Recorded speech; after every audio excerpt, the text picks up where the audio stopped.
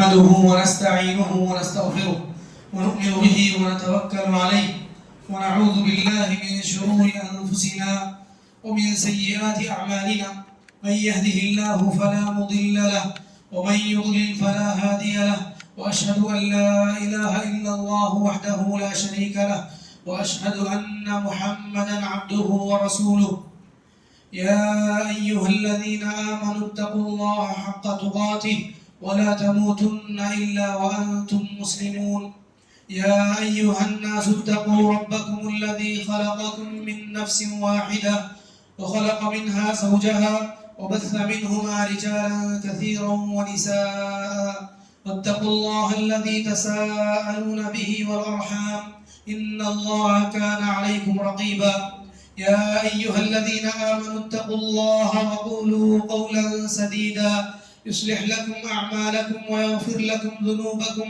ومن يطع الله ورسوله فقد فاز فوزا عظيما أما بعد فإن خير الحديث كتاب الله وخير الهدي هدي محمد صلى الله عليه وسلم وشر الأمور محدثاتها وكل محدثة بدعة وكل بدعة ضلالة وكل ضلالة في النار.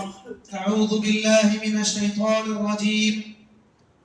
يوم نقول لجهنم هل امتلأت وتقول هل من مزيد وأزلفت الجنة للمتقين غير بعيد هذا ما توعدون لكل أواب حفيظ من خشي الرحمن بالغيب وجاء بقلب منيب ادخلوها بسلام ذلك يوم الخلود لهم ما يشاءون فيها ولدينا مزيد. وقال الله عز وجل في موضع آخر يا أيها الذين آمنوا كتب عليكم الصيام كما كتب على الذين من قبلكم لعلكم تتقون. وقال تعالى فإن آمنوا بمثل ما آمنتم به فقد اهتدوا وإن تولوا فإنما هم في شقاق فسيكفيكهم الله وهو السميع العليم. برادران اسلام و خواتین اسلام، پردہ-نشین اسلامی ماں اور بہنوں، پیارے بچوں، ہر قسم کی حمد و ثنا اللہ رب ذوالجلال کے لیے ہے.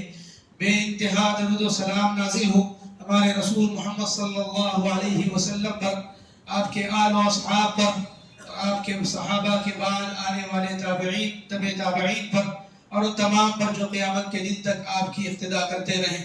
اللہ تبارک و تعالیٰ کا بے پایہ فضل ہے کہ اللہ تبارک و تعالیٰ کے فضل و احسان سے رمضان کا مہینہ ہم پر سایہ فگن ہوا ہے.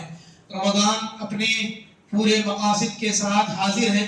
میرے بھائیوں، اللہ تبارک و تعالیٰ کی جانب سے یہ زندگی کا، پوری زندگی کا ایک الگ سا تحفہ ہوتا ہے کہ ایک آدمی کی زندگی میں رمضان کا اضافہ ہو جائے، کیونکہ اللہ کے نبی صلی اللہ علیہ وسلم نے کہا کہ جو ہے اعمار امتی ما بین الستین الی 50 ما بین 50 الی 60 واقلهم من يحوز ذلك، کہ جو ہے میری امت کی عمریں 50 سے 60 سال کے درمیان ہیں اور بہت کم ہیں جو اس کو پار کر پاتے ہیں. تو ایسی حالت میں اللہ تبارک و تعالیٰ نے امت پر احسان فرمایا کہ انہیں ایسا مہینہ اور اس مہینے میں ایک ایسی رات دی کہ اس رات کو پا کر، اس مہینے میں عبادت کر کے آدمی پچھلی امتوں کی لمبی لمبی عمروں کو پا سکتا ہے اور ان کی لمبی لمبی عمروں کی عبادت کے برابر عبادت کا ثواب پا سکتا ہے، گرچہ کہ اس کی عمر جو ہے وہ 40-50 ہی کیوں نہ ہو. آپ صلی اللہ علیہ وسلم نے کہا کہ جو ہے ما بین 60 الی 70، کہ 60 سے 70 سال کے درمیان یا 40 سے 60 کے درمیان، اور یہ ساری کی ساری عمریں وہ عمریں ہیں جن عمروں میں اللہ تعالیٰ کوئی عذر قبول نہیں کرتے. اللہ تبارک و تعالیٰ کے نبی صلی اللہ علیہ وسلم نے فرمایا کہ اللہ تبارک و تعالیٰ جس بندے کو 40 سال 60 سال کی عمر دے تو اللہ تعالیٰ اس کا کوئی عذر قبول نہیں کرے گا، کیونکہ اس نے زندگی میں وہ عمر پالی کہ جس عمر میں اگر وہ چاہتا تو توبہ کر سکتا تھا، جس عمر میں وہ چاہے تو اللہ تبارک و تعالیٰ کا تقرب حاصل کر سکتا تھا. سارے ذرائع اور وسائل اسباب ملنے کے باوجود بھی اگر اس نے ایسا نہیں کیا تو اس کا عذر کوئی قبول نہیں ہے. رمضان کے اللہ تبارک و تعالیٰ نے مقاصد کو بیان کیا ہے. سورہ بقرہ دوسرے پارے کی آیتوں میں کہ رمضان کا ایک مقصد تقویٰ ہے، رمضان کا ایک مقصد تقویٰ ہے۔ دوسرا جملہ جو اس کے فوراً بعد آتا ہے وہ یہ کہ آدمی رمضان کی مکمل گنتی کو پورا کرے، یعنی رمضان بھر کے روزے رکھے، قیام کرے۔ تیسرا یہ کہ آدمی اللہ تبارک و تعالیٰ کی بڑائی بیان کرے، اللہ تبارک و تعالیٰ کی بڑائی کو اپنے دل میں بٹھائے، اور اللہ تبارک و تعالیٰ کی مجد اور اس کی کبریائی کو اللہ تبارک و تعالیٰ کی دلوں میں جگہ دے۔ اسی طریقے سے اس کے مقصد میں سے ایک مقصد ہے کہ آدمی آسانی کرے اپنے آپ پر بھی، اپنے گھر والوں پر بھی۔ آسانی اپنے آپ پر یہ کہ اپنے آپ کو وہ کم سے کم تھکائے، کھلا کر کے، پلا کر کے یا سلا کر کے، سست بنا کر کے۔ یہ ساری کی ساری مشقتیں ہیں جو آدمی رمضان کے مہینے میں کر لیتا ہے، یعنی کہ وہ اپنے آپ کو اتنا کھلا دیتا ہے یا اتنا پلا دیتا ہے کہ وہ خود کا جسم تکلیف میں پڑ جاتا ہے، مشکل میں پڑ جاتا ہے۔ اس کے بعد اسے عبادت میں پریشانی ہوتی ہے، روزے میں پریشانی ہوتی ہے، قیام میں پریشانی ہوتی ہے، تلاوت میں پریشانی ہوتی ہے۔ اتنا اپنے آپ کو سلا کر کے سست بناتا ہے کہ وہ اس کا جسم عبادت پر آمادہ ہوتا ہی نہیں ہے۔ کیوں؟ اس لیے کہ اس نے اپنے آپ پر آسانی نہیں کی۔ اپنے گھر والوں پر آسانی کرے کہ اپنے کھانے پینے کی چیزوں کو مختصر کرے۔ اپنے کھانے پینے کی چیزوں کو مختصر کرنا یہ گھر والوں کے اوپر آسانی ہے، اپنے آپ پر آسانی ہے۔ اللہ تعالیٰ نے کہا یرید اللہ بکم اليسر ولا یرید بکم العسر، اللہ تعالیٰ تمہارے ساتھ آسانی چاہتا ہے، تنگی نہیں چاہتا۔ جب اللہ تعالیٰ آسانی چاہتا ہے تو پھر اس صورت میں ہم کیوں لوگوں کے اوپر تکلیف ڈالیں، گھر والوں پر تکلیف ڈالیں، گھر کی عورتوں پر، بہنوں پر اور بیویوں پر کیوں تکلیف ڈالیں؟ جب اللہ تبارک و تعالیٰ آسانی چاہتا ہے تو آدمی اپنے آپ پر آسانی کرے، اپنے گھر والوں پر بھی آسانی کرے۔ اسی کے تئیں صحابہ کرام کے سلسلے میں ایک نمونہ بھی پیش کرتے ہیں کہ حضرت جابر بن عبداللہ رضی اللہ عنہ فرماتے ہیں ابن عباس رضی اللہ عنہما کے بارے میں کہ حضرت ابن عباس کبھی بھی روزہ نہیں چھوڑتے تھے الا یہ کہ انہیں کوئی شدید مرض لاحق ہو، اور وہ ان کا روزہ کھولنا کسی دنیا کی بڑی ڈش پر نہیں ہوتا تھا، بلکہ ان کا روزہ کھولنا دودھ اور کھجور کے اوپر ہوتا تھا، اور وہ ہر دن مسکینوں کو کھانا دیا کرتے تھے، اور سخاوت میں وہ اپنی ایک اعلیٰ مثال رکھتے تھے۔ سیر اعلام النبلاء میں امام ذہبی رحمہ اللہ نے اس اثر کو نقل کیا ہے۔ اس سے اور اس مقصد سے ہم جو بتانا چاہتے ہیں کہ صحابہ کرام کا اسوہ، صحابہ کرام کا نمونہ رمضان میں ہمارے لیے واضح ہے۔ وہ یہ کہ انہوں نے رمضان کو کھانے کا مہینہ نہیں بنایا تھا، انہوں نے رمضان کو مختلف قسم کے انواع و اقسام کے مشروبات اور مأکولات اور اسی طریقے سے نئے چٹخارے لینے کا مہینہ انہوں نے نہیں بنایا تھا، بلکہ انہوں نے رمضان کو عبادت کا مہینہ بنایا تھا۔ اور رمضان میں جو چیز جس کو کسی صحابی اور تابعی نے واضح طور پر ذکر نہیں کیا وہ کیا ہے کہ روزہ چھوڑنا کہیں آپ کو نہیں ملے گا صحابہ کی زندگی میں۔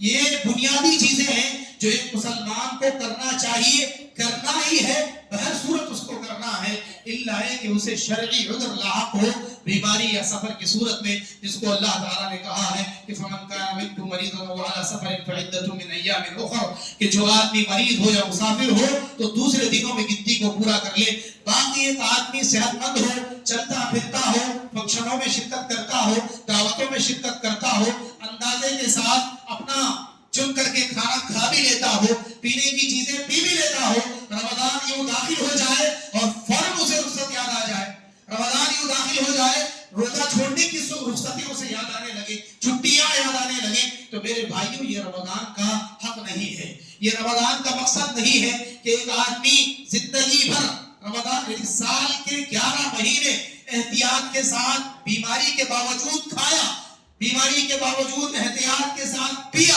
سفر بھی کیا، ہر کام جو زندگی میں کر سکتا تھا سارے کام کیا، رمضان یوں آیا سردی زکام بخار کو بہانہ بنا دیا، سر درد کو، پیٹ درد کو، پیر کے درد کو روزہ چھوڑنے کا بہانہ بنا دیا، بیڈ ریسٹ کو بھی روزہ چھوڑنے کا بہانہ بنا دیا، کہا کہ جو ہے ان کو پیر میں موچ آئی ہے، ڈاکٹر نے بیڈ ریسٹ کے لیے کہا ہے، بیڈ ریسٹ کرتے ہوئے روزہ چھوڑنے والے مریض بھی موجود ہیں، اور وہ لوگ جو یعنی اپنے سر درد اور بخار کے باوجود، شوگر اور بی پی کے باوجود کھاتے بھی تھے، نہ نمک کا پرہیز تھا نہ شکر کا پرہیز تھا، یوں رمضان آیا، رمضان آتے ہی انہوں نے اپنے پرہیز کو ایسے جگا لیا کہ جو ہے ابھی ان کی موت ہو جائے گی اگر وہ روزہ رکھ لیں گے۔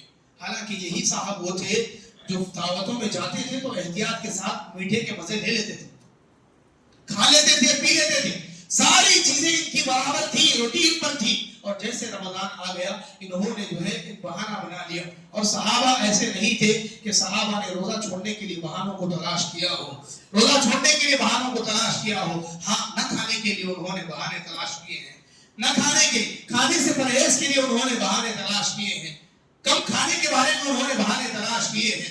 تو آسانی کرے اپنے آپ پر، اپنے گھر والوں پر، اور آسانی کرنا ہے رمضان کے مقاصد میں سے ہے اور صحابہ کرام کی اسوے میں سے ہے۔ اسی طریقے سے رمضان کے مقاصد میں سے ایک مقصد یہ ہے کہ آدمی شکر کے درجے پر پہنچے، شکر کے درجے پر پہنچے یعنی کہ شکر کو اپنائے، شکر کی عادت ڈالے اپنے آپ کو۔ اللہ تبارک و تعالیٰ نے فرمایا وَلِتُكَبِّرُوا اللَّهَ عَلَى مَا هَدَاكُمْ وَلَعَلَّكُمْ تَشْكُرُونَ، تاکہ تم شکر ادا کرو۔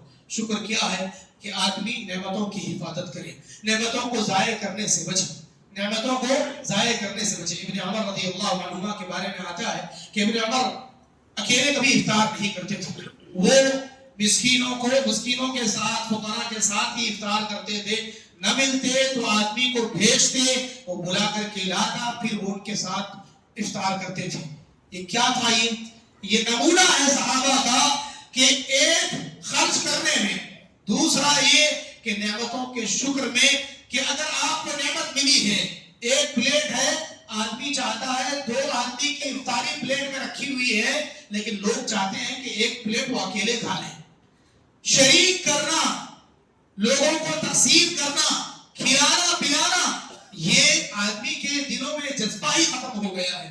پلیٹ دور ہے تو قریب کر لیتے ہیں، کم ہے تو اضافہ کر لیتے ہیں، ایک ہے تو 2 لے کر کے بیٹھ جاتے ہیں احتیاطاً، کیا پتا کہ زیادہ پی لوں، کیا پتا کہ زیادہ کھا لوں۔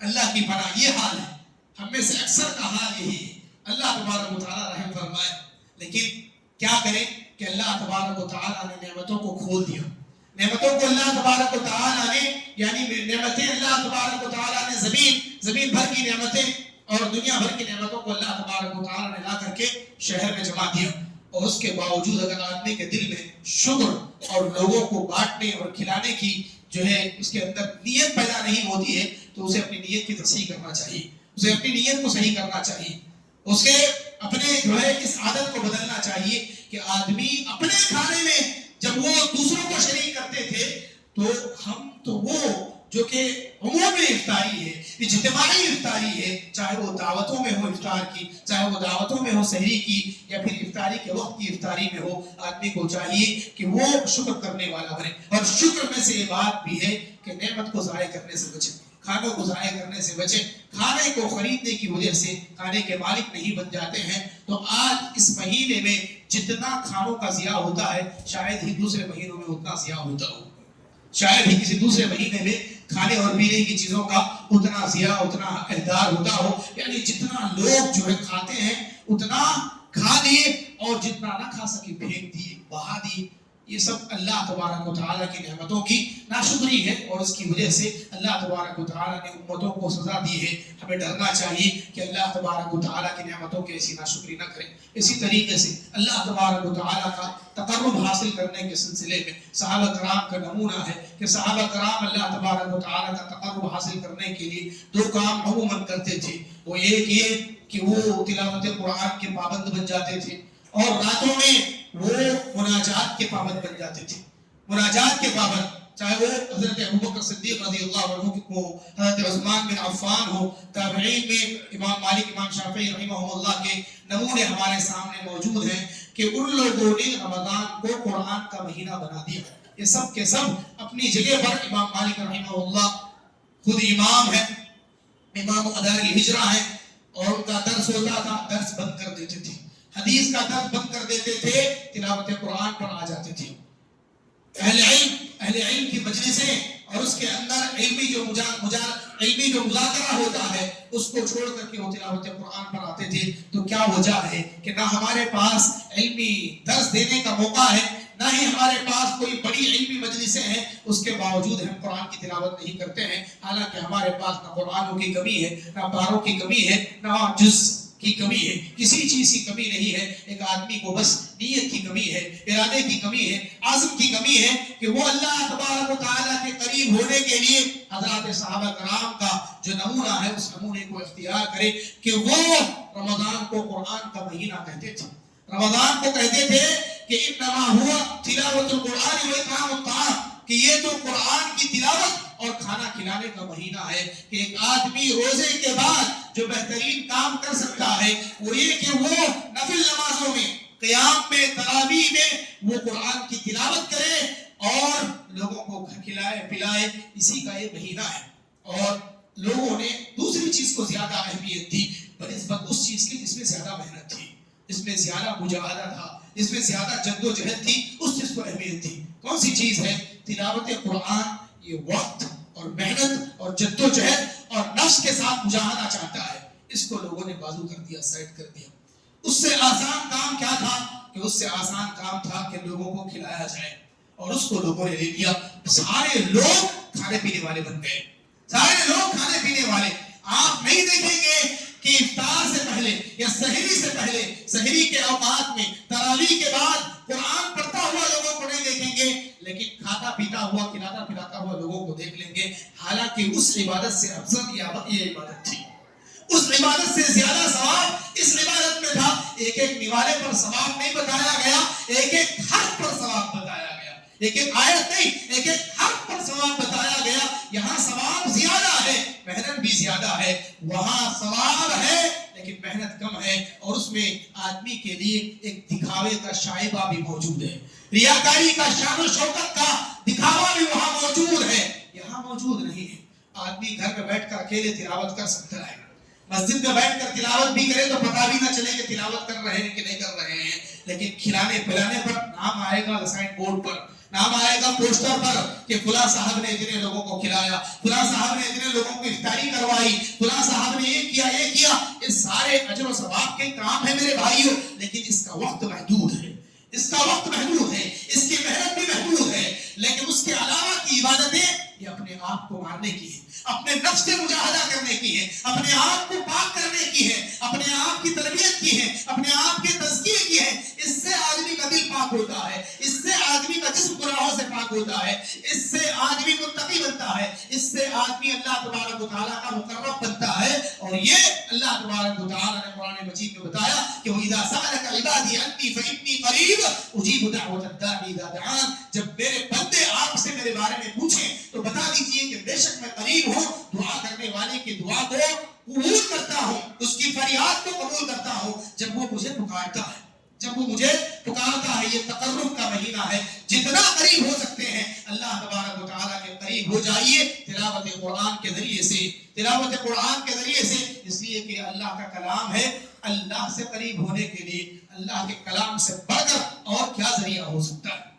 رمضان کے مقاصد میں سے ایک رشد و ہدایت کو پانا ہے کہ اللہ تبارک و تعالیٰ کا راستہ پالے، آدمی صراط مستقیم کو پالے. اللہ تعالیٰ نے کہا فَلْيَسْتَجِيبُوا لِي وَلْيُؤْمِنُوا بِي لَعَلَّهُمْ يَرْشُدُونَ. انہیں چاہیے کہ وہ میری بات مانیں، میری بات کو قبول کریں اور میرے اوپر ایمان رکھیں، لَعَلَّهُمْ يَرْشُدُونَ، تاکہ کامیاب ہو جائیں. تو وہ لوگ جو لوگ شرک و بدعات میں یا اس کے خرافات میں، بدعت کے خرافاتی عقیدوں میں ہیں، یا اس طرح کی جنہیں ہدایت کے بارے میں، صراط مستقیم کے بارے میں اور ضلالت کے بارے میں کوئی فرق نہیں، ان کے لیے بھی یہ موقع ہے کہ وہ اللہ تعالیٰ کی کتاب پر لپکیں، اللہ کے نبی صلی اللہ علیہ وسلم کی سنتوں کو سیکھیں، جانیں، پہچانیں کہ صراط مستقیم ہے کیا، جو ہم ہمیشہ پڑھتے ہیں کہ صراط الذین انعمت علیہم غیر المغضوب علیہم ولا الضالین، کہ اہدنا الصراط المستقیم، کہ صراط مستقیم بتا دکھا، اس کی توفیق دے، اس پر چلا ان لوگوں کا راستہ جن پر تو نے انعام کیا،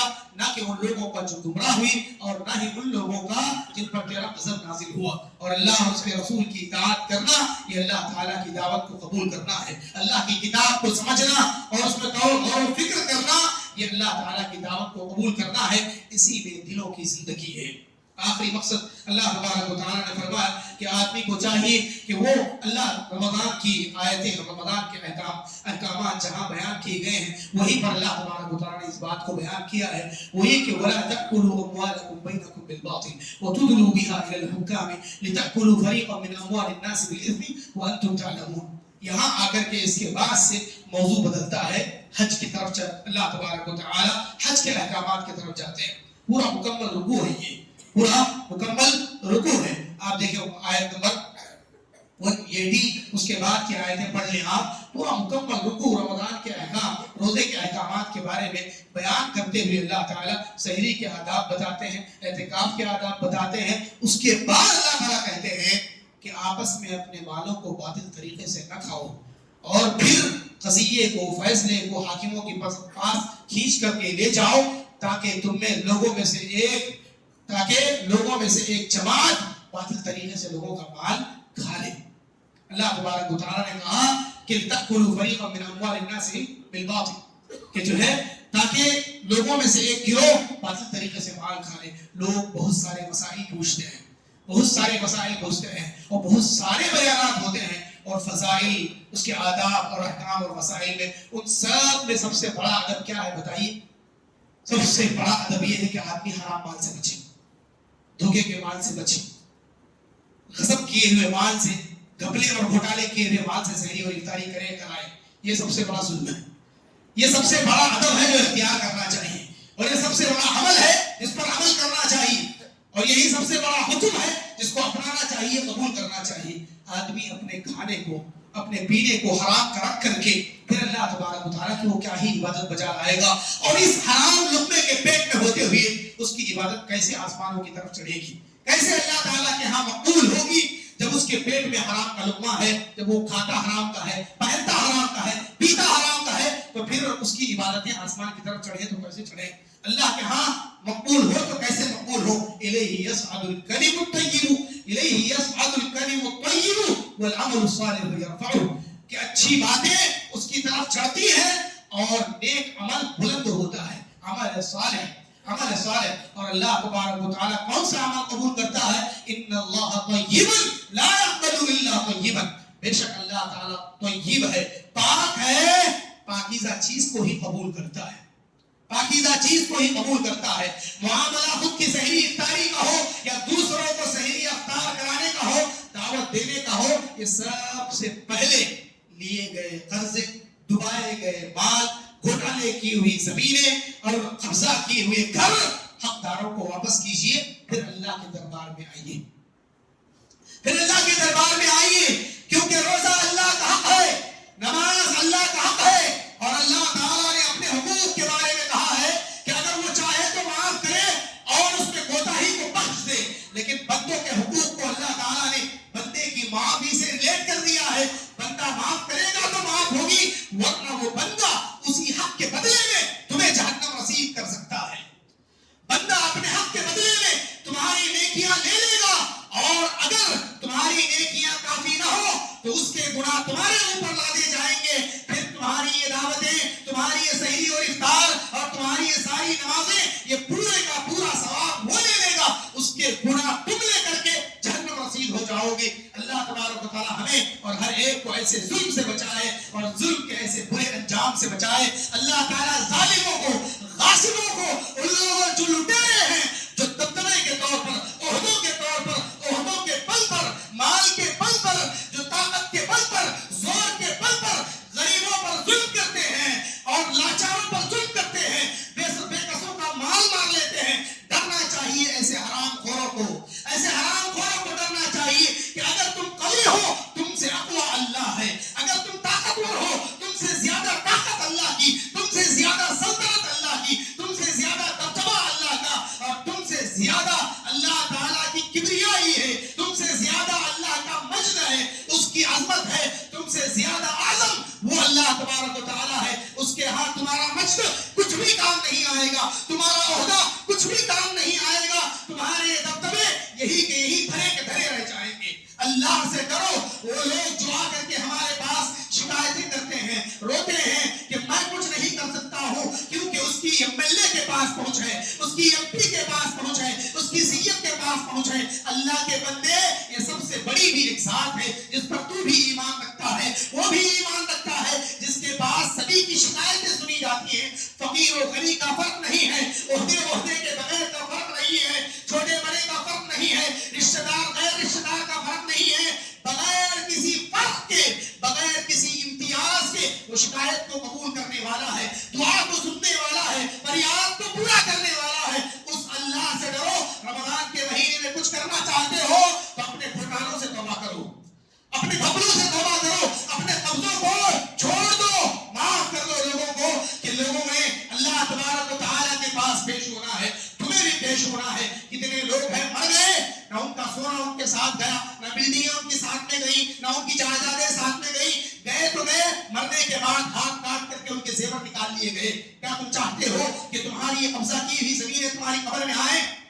نہیں آ سکتی ہیں. 2 گز زمین کا ٹکڑا ہے, اس سے زیادہ کچھ نہیں آ سکتا ہے. اس کے باوجود لوگوں کو دیکھتے ہیں کہ لوگ زمینوں پر زمینیں ہڑپ کر جاتے ہیں, گھر قبضہ کر لیتے ہیں, مال لوٹ لیتے ہیں, خیانتوں میں کامیاب ہو جاتے ہیں اور اپنی جگہ پر بڑے نیک بنے ہوئے ہیں. اللہ سے ڈرو میرے بھائیوں, اللہ سے ڈرو. رمضان کے مہینے میں ٹوپی لگا لینا, کرتا پائجامہ پہن لینا یہ اچھی بات ہو سکتی ہے اپنی جگہ پر. اس سے بڑی بات یہ ہے کہ لوگوں کے حقوق واپس کر دو. ان اللہ یأمرکم ان تؤدوا الامانات الی اہلھا. اللہ تعالیٰ تمہیں حکم دیتا ہے کہ امانتوں کو اس کے اہل تک واپس لوٹا دو. یہ تو امانت بھی نہیں ہے, یہ تو خیانت ہے, یہ تو غداری ہے جو تم نے کی ہے. اس لیے اس کو حقدار تک لوٹا دو.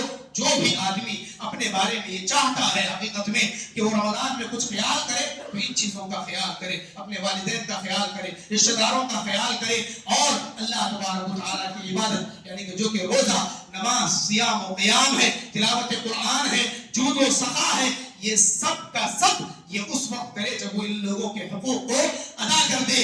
اگر ان کے حق واجب ہے ان کے اوپر اور یہ سب کرتا ہے, یہ تو نفل ہے میرے بھائیوں تمہارے لیے. نفل صدقہ ہے, تلاوت نفل ہے, مستحب ہے, لیکن اس سے فرض لوگوں کا حق ہے جو مارا ہوا ہے, غصب کیا ہوا ہے, اس کو واپس لوٹانے کی کوشش کیجیے. یہ سب سے زیادہ ہے. اللہ تعالیٰ سے دعا ہے کہ اللہ تبارک و تعالیٰ ان باتوں پر عمل کی توفیق عطا فرمائے. اللہ تبارک و تعالیٰ رمضان میں ہمیں صیام اور قیام کے ساتھ ساتھ تلاوت قرآن, جود و سخا کے ساتھ ساتھ اللہ تعالیٰ لوگوں کے حقوق لوگوں تک لوٹانے کی توفیق عطا فرمائے, توبے کی توفیق عطا فرمائے. اور مالوں کی حقوق کی توبہ یہ ہے کہ مال کو اس کے حق تک, حقدار کو حق کو اس کے حقدار تک لوٹایا جائے. اللہ تبارک و تعالیٰ ہمیں اس کی توفیق عطا فرمائے. آمین. اقول قولی هذا واستغفر الله لي ولكم ولسائر المسلمين من كل ذنب فاستغفروه انه كان للأوابين غفورا.